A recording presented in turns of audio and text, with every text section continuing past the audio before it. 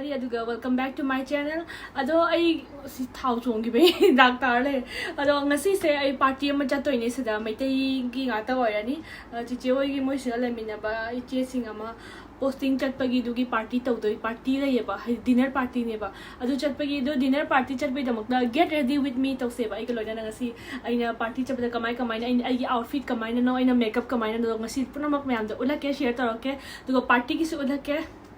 ano may makata na yan hana ay mai se huji face pack tor si huji time lai ye ba horen nung thang da chat to mina ina nung hinda face pack se tor ga si gi jar subs ki face pack se hana tor tham si si se aina to smaina ni si face pack se jar subs ki se ado tawdri amba taw do ni horen party ni na mai do khara ke ba da takap ta na ba ado ai si face pack ki brush to ai yum da gi product do huji ga han basu lai tre ba duna direct khud na oina heta kot lage wa tai lagi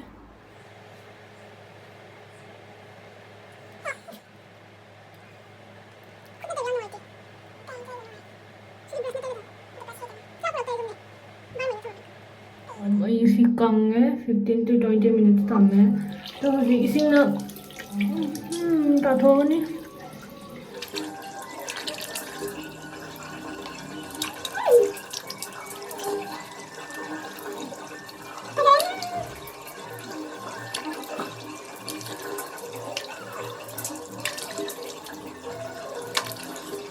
hauzik ke ba hauradrawni ma'am हौजिक अगी makeup हौरसी इहाना Madna use तौदो छे सिगी toner से नि स्कीविया गी नि Clovia दगी को सिगी toner से use तौरनी हाना ऐसु से अहम यूज तौदो नि स्वाइन स्प्रे दुमाई लाइए बसी से दुम माई से इंगगा दुम नुआई बदि माले अहम बदा सि टोनर से हान तौर कंगहलानी दुम मथंग दा आगी सेरम एदि नेचुरल एसेंशियल गी गोल्ड सेरम नि सि हान ताइरानी अदुगा दुम असि आइदि खरा जाम खरे बाइना ताइबदा दो सि याम कंगबदा खरा एब्जॉर्ब तोबा खरा कुइना चंगी सि पोचे फदि फरगा माइ याम लंखटलगा फैबा दो एब्जॉर्ब तोनबगी दमकता आइना सिदा फेन मचा से थारगा नहा कंगहले फजना कंगदरि फजरवायना अदुगा मथंगदा आइगी प्राइमर से ताइरानी सिसु आई अफंग पोन अतनी मैम अगर सिजनरी से थोमदोर से सिदा दो माई ग्लेम की मनीष मल्होत्रा की ब्लैक कलर दोनी प्राइमर से खजी खजिक ताइरानी दो अगर मेकअप तौदो से जस्ट हाइदी लाइट हाइदोर कहीं हाइदी याम यांगना लोइगदबा दुम नांदना खोतना कदी लेरोय मथंगदा अमुक अमुक अइना तैदोसे माई ग्लेम की सिगी फाउंडेशन सिनी असिसु खितंग तैगर से लाइट वेट होयबा अदो फुल कवरेज नते अदुदा सि लाइट खितंग मेकअप तौरपैदि सिना नुंगाय फुल कवरेज नतबा नीना अदो सी दब तौरनी हजिक अदो माइ से ऑल ओवर फेस ता सुमाइना डॉट तौरगा ब्लेंडर ना खितंग ब्लेंड तौबिरगा याम यांगना ब्लेंड बुदी होयबा सि नुंगाय बा एंगोंददी हैतबा खोइगी दी सि बेस्ट नेबा साना आइना ब्लेंड तौना लोइगरे माइ गे खुद का से खेनाद्रा अदो द फरासी से हुजिक असि हाइपेट कंग मंगायसि दो ममाइ से फाउंडेशन से हाइपेट कंग मंगायरिङैदा आइना पिसुम मोइना जेगे हुजिक पिसुम सिना आइगी स्विस ब्यूटी की नि असि क्रीमी ओय बसे आइसिना सिना सुमजे दुगा आई पिसुम से हाइदी शेप ता दे बहुजी थ्रेडिंग ता हौदा बगी ने शेप ता दा बनी ना दुम खरा वा खरे येक पदा दुगा दुम खतंग जेक्सल लगा कंसीलर ना खरा का खोला मे लगा दुम येंग बया बै फिबम दा ओइना थमे हाइदी आई थ्रेडिंग ता दबा कुइरा था अनि रोम हेलेबा अदो असि से कंसीलर ना हुजिक दब तौरगे दो काबो काबो लोय खरे दुम मथंग दा फिक्सिंग पाउडर सिना आइगी कंसीलर का फाउंडेशन का दो फिक्स तौ खरे असिसु खरा तौर सिसु सेम माइग्लेम की प्रोडक्ट अतने अयंबको दो तैरे दुगा आई शेडो की सिसु माइग्लेम की ने आई शेडो से दुम बेस ओइना इन खुदना दुम तैरे ब्रश का तौना खोना तौरे मतम से लेते बे मोंदंग से याम अजांग मी द केबल ओइदोनी मी तरा मांगाई मनंग दको अदो बेस मेकअप से सिना तौरे बेस आई मेकअप से दुगा जस्ट सर्फ की सिना स्टिक आई शेडो से सिस याम नुंगाई बा हैतबा खोगी दिको दुम लिपस्टिक तैबे दुमाइना मिची गा तैरा जाय ब्रश ना ब्लेंड तौबो खोबा केमता मथौ ता देबा सिसिना बेस नि हाइदी Ayang me the makeup लोइबे दगी दमकता नत्रगा हैतबा खोगी दिको सिसिना base तारे दो लोइरे एगी आई मेकअप जस्ट हुजी आईलाइनर जे नि ऑफ कैमरा न जी एगे दुनी अदो मिखा दमु हुजिकी मागी स्टिक सिना खितंग खितंग मिखा एक बेसी मिखा एक पसु हम नुंगाय से मिखा दमु ये दोइदी आईलाइनर ये नि हुजिक अदो मास्कारा मु खर थाजले आईलाइनर ये लोइखरे ऑफ कैमरा दा मास्कारा खर थारगा ये आई मेकअप से लोइदोइ नि ngasi gi siga ma'am I makeup se kana kalani si finishing khara tawra kholaga bindi namaga lipstick teraga lotion lani highlighter khara tawra adu jungdo ular re kana ju ting manna thing bada loire ba na do video to le byam kuin changi ba adu duna ai pop lotion laga mayam final look to ina ular ga du chatlan na to ngasi se to suit che gi sini sila haidi green hydrocare machuno sigi salawar se laire duga magi chana ba earrings ina si se lawre si chana ni dana ko mayam ai nail paint su si machu gi sum thare adu zik sijalani si singse mayam lori ai makeup siga icham chamna bi yam jugar da keri ne ba sai lere si outfit se pa de khasna ulak pa ya bre ne lai la thore no thing bana loi ai hana thoge thumbnail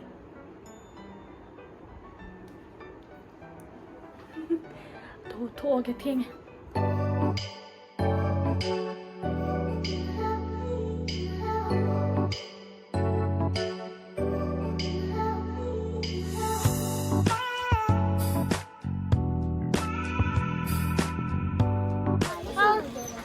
Sumainya cut the video.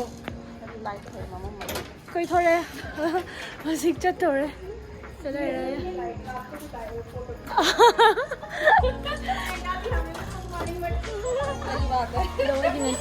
Matching. Adagi. Chale re. Chale party.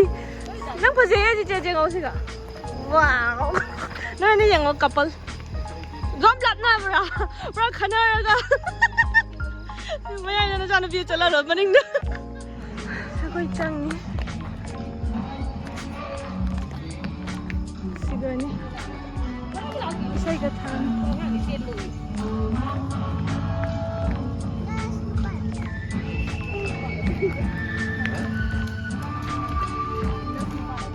mom sai street light thali phaja ga da ba ra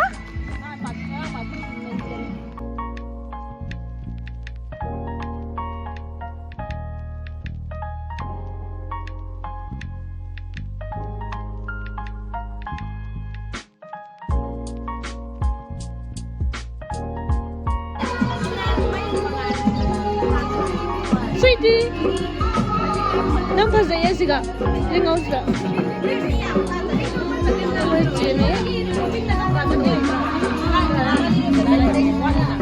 Diyan nang ulpira ka, yan nang ulaw hato.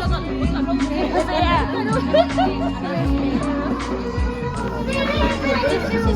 यहाँ हम 10 starter फिरे चाना बा, तो सोना से mummy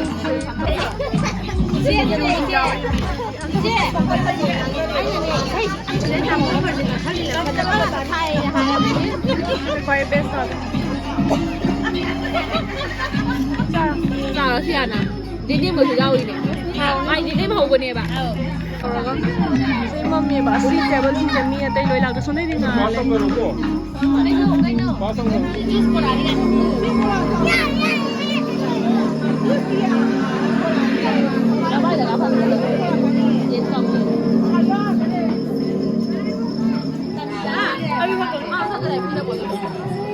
Sige.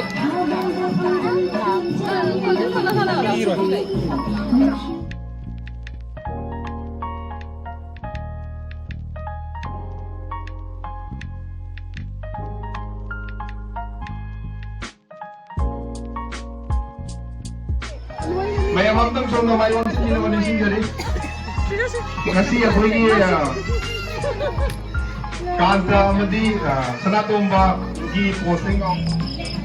So 이제 저. 자 들어봐. 야 저 뭐냐? 야 저. 야 저.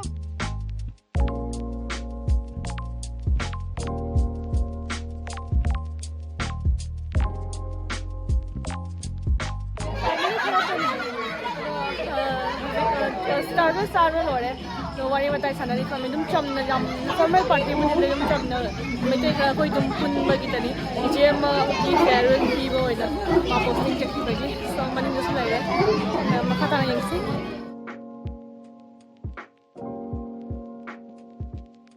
chak lau dore chak cha dore bagi veg ni bagi chicken cha bagi veg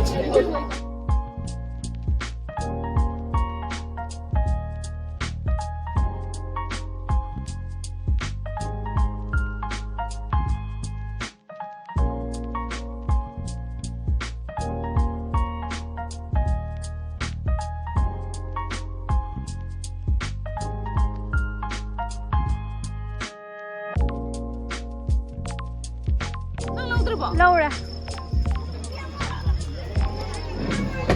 ꯂꯩꯔꯦ ꯃꯊꯦꯜꯗꯣ ꯆꯥꯗꯣꯔꯦ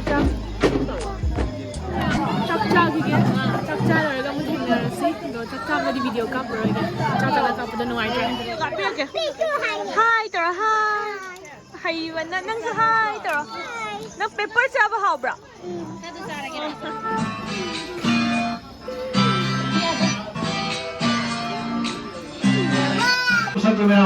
Please.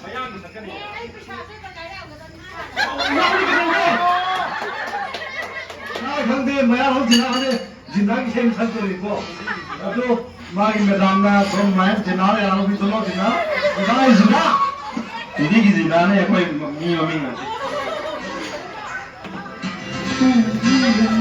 रहली जुपे मेरे दिल की जो रखे तूने कदम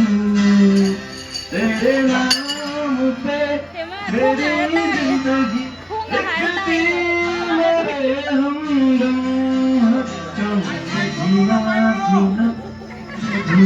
Tamo sa tomba masung tamo kantor sige re hayam mo nga ko sa ulle ngira mane